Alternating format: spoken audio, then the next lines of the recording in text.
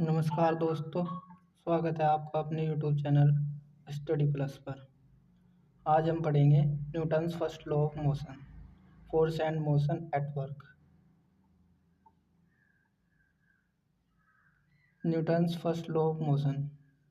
Newton's first law of motion, also known as the law of inertia, states that an object will remain at rest or in uniform motion in a straight line unless acted upon by an external force।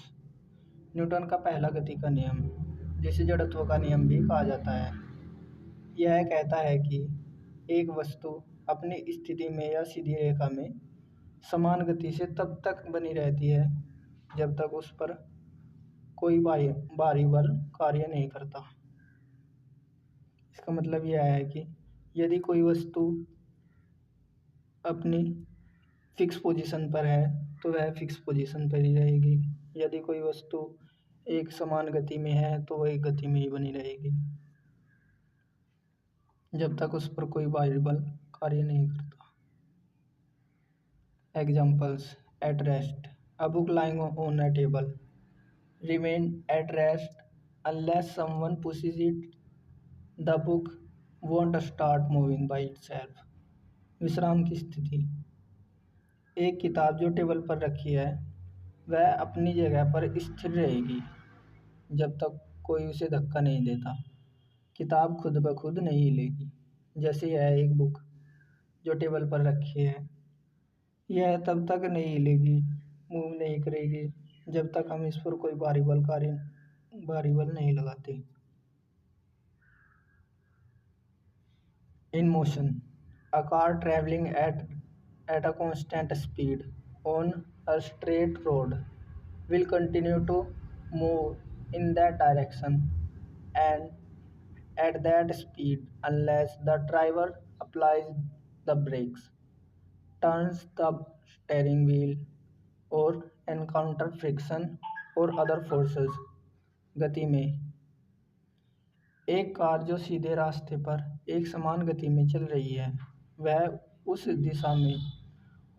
दिशा और गति में बनी रहेगी जब तक driver break न लगाए, steering न घुमाए या उसे घर्षण या अन्य बलों का सामना न करना पड़े। इसका अर्थ यह है कि यदि कोई कार एक सीधी, जैसे यह कार है, सीधे रोड पर गति कर रही है, यदि इसमें से हम फ्रिक्शन हटा दें तो यह लगातार चलती रहेगी, कभी नहीं रुकेगी अगर फ्रिक्शन न हो।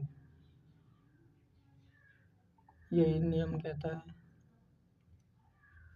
Inertia of object, when a bus suddenly stops, passengers lurch forward. This happens because their bodies were in motion and tended to stay in motion even though the bus has stopped। जड़त्व का उदाहरण, जब एक बस अचानक रुकती है तो यात्री आगे की ओर झूल जाते हैं। यह इसलिए होता है क्योंकि उनके शरीर गति में थे और वे उस गति को बनाए रखना चाहते थे जबकि बस रुक गई है। जैसे ये एक लड़का है जो अभी सीधा खड़ा है, बस चल रही है, बस इस डायरेक्शन में मूव कर रही है। जब ड्राइवर ब्रेक लगाता है तो हमारे पैर है जो वे विराम की स्थिति में आ जाते हैं, लेकिन हमारा शरीर गति की अवस्था में रहता है जिस कारण हम आगे की ओर झूल जाते हैं।